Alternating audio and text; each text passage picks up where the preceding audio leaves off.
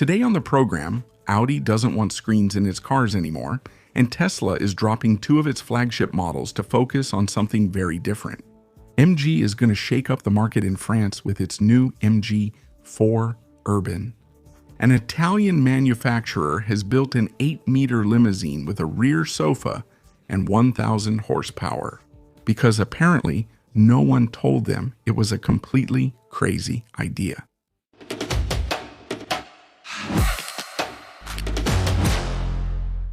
Imagine a world where you get into an Audi and your dashboard doesn't look like National Aeronautics and Space Administration's control room.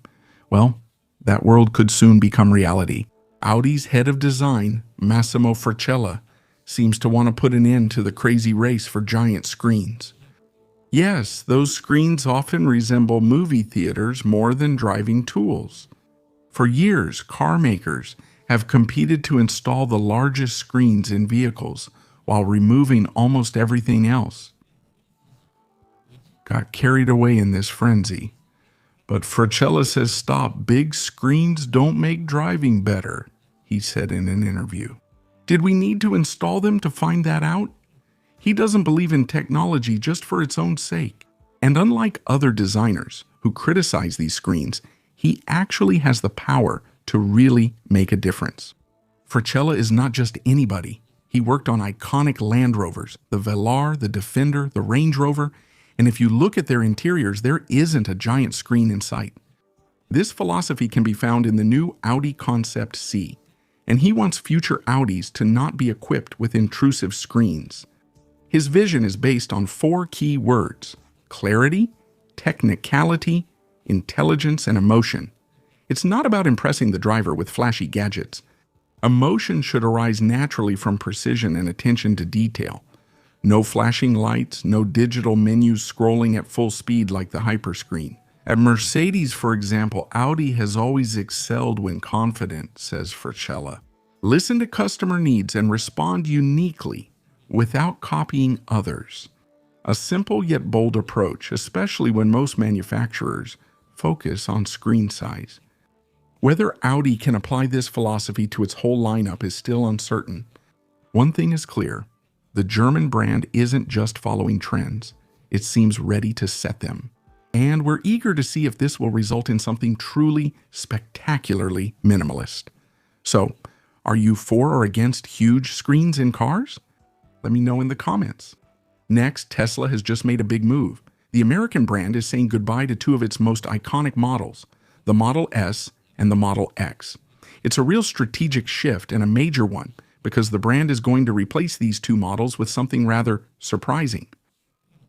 In fact, Tesla is freeing up space in its factories to produce humanoid robots. The Fremont lines will soon be assembling Optimus, Tesla's robot, at a rate of 1 million units per year. If all goes as planned, they'll shift from electric car maker to politely smiling Terminator producer. Model S and Model X were once Tesla's main technological showcases. The S, a true innovation since 2012, and the X, known for its rear doors, since 2015. But times are changing. In 2025, S, X, and Cybertruck combined barely reach 50,000 global sales. Meanwhile, the Model 3 and Model Y are selling like hotcakes with over 1.6 million units. It's safe to say that the S and X have become the dinosaurs of the lineup. Even the recent facelifts a few weeks ago haven't reversed the trend. Elon Musk confirmed this on January 2080. The chapter ends, but be ready.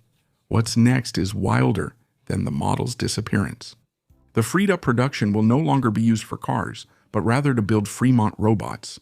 The historic factory is therefore turning into a real android manufacturing plant.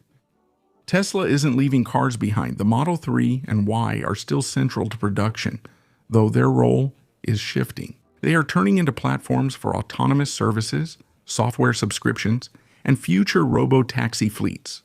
The car is now just a tool to support Musk's futuristic empire, not an end in itself. The strategy is simple: prioritize AI, autonomy, and robotics. The Cybercab, lacking a steering wheel or pedals, aligns with this vision and will enter mass production next year. According to Musk, autonomous driving should arrive in Europe within the next few weeks.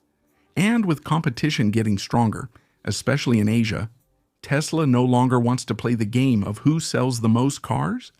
The brand is now playing a different game, that of the future, where cars and robots coexist and where the company stops being focused on automobiles to become something different. As for Morris Garages, it used to be the symbol of the lively little English sports car, the kind of car that's perfect for a drive in the countryside on a sunny Sunday. Today, it's a leading force in the Chinese automotive industry. Let's be clear, their cars are as exciting as a lecture on derivatives taxation. But the new MG4 is likely to shake up the market. I imagine you remember the first MG4 launched in 2022. It already made quite a splash. An electric compact car with decent range for less than 30,000 euros was like finding a Swiss luxury watch at the price of a calculator. The European market applauded, but it seems that back home in China, nobody wanted it. They created another MG4, and instead of naming it version 2, just added the Urbane suffix. It sounds modern, trendy. It makes you think of overpriced coffee shops and people wearing beanies indoors. But it could really shake up the market here. Because in fact, this MG4 Urbane, which was originally supposed to stay quietly in China, was caught undergoing its safety tests in Europe. And now, it's official. Here it comes to our market.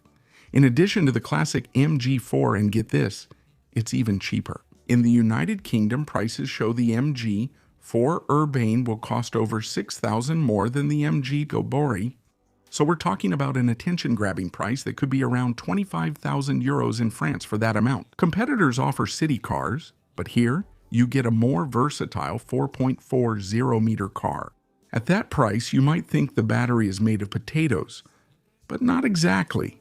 The specs are modest, though. The entry-level battery is a bit smaller, 44 kWh, which will give you about 320 kilometers of range. That's lower than the standard MG4, but it still supports 150 kWh fast charging and a power output of 150 horsepower. Why will MG keep the old MG4 when the new, larger, and cheaper MG4 Urbane is available? MG's plan is nearly brilliant. The old MG4 will move upmarket, leaving behind cheap-looking plastic and its basic interior design. On Friday afternoon, we're promised a new dashboard, more technology, and a more upscale look. Meanwhile, the MG4 Urbane will compete with the Renault 5 and Citroën IC3, with the strong argument of size and price. Sometimes you really wonder if the automotive industry has lost its mind. Moments when a designer, probably after a very, very boozy lunch, stands up and says to his colleagues, "What if we built a car as long as a bus, as powerful as a tank, and as discreet as fireworks in a library?" The worst part is the others applauded instead of taking his pencils. Ladies and gentlemen, here is the result of that moment of madness. The Asnom. The era is clearly Italian. Who else but the Italians could create something with such flair? It's a limousine, but calling this a limousine is like calling Mount Everest a small hill, because it's 8 meters long. The grille and rear aren't exactly in the same time zone. The rear, we're told, takes inspiration from the nautical world. It's like a small yacht just missing the water. The design is clearly 1930s Art Deco, and to get in, the doors don't just open. That would be too simple. Part of the roof lifts up so you don't have to lower your head, and to top it all off, there are 30-inch wheels. But it's inside where the craziness reaches its peak. Forget about car seats. Here we're talking about furniture. There's a big sofa in the back. You can relax, put your feet up, which should be allowed, and ask your driver for some olives. For materials, there's handcrafted wood, leather more expensive than whole neighborhoods, and fabrics inspired by historic palaces. You might expect a V12 or W16 for power, something grand and loud. Instead, it's a hybrid, but not an ordinary one. There is indeed a V6, but it only recharges the battery. It's a generator that powers 4 electric motors. The result? 1,000 horsepower in an 8-meter limousine with a sofa.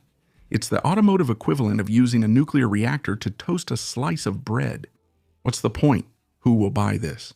Asnom tells us it's for VIPs, business leaders, politicians, In short, people who have so much money they don't know what to do with it anymore. It's just a concept, but they're thinking about making it a limited series.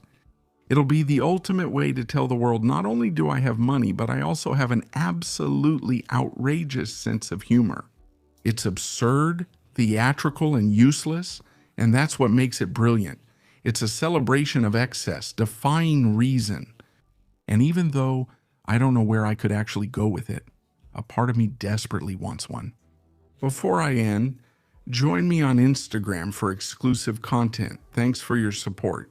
I'll add the link below the video, either in the description or a pinned comment. Thank you all for watching this new video. Don't hesitate to subscribe and turn on the notification bell to make sure you don't miss anything. See you